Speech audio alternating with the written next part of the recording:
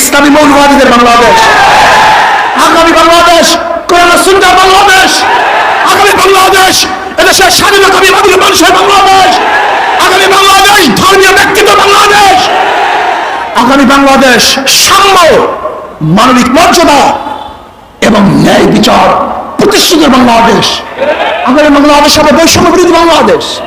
এখানে ধনী গরিব, শিক্ষিত মূর্খ, মুসলমান হিন্দু খ্রিস্টান, যে জেলে তাঁতি কামার মজদুর, যেই সমস্ত ব্যক্তি যেখানে যেইভাবে শ্রম দেয় না কেন, প্রত্যেকের অধিকার বাস্তবায়নের বাংলাদেশ।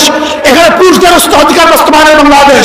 এখানে থাকবে মহিলাদের অধিকার, এখানে থাকবে ছাত্রদের অধিকার, এখানে থাকবে শ্রমিকদের অধিকার, এখানে থাকবে মেতর কামার ঋষি এবং তাঁতিদের অধিকার। এই বাংলাদেশ সবার বাংলাদেশ, এখানে ভেদাভেদ থাকবে না।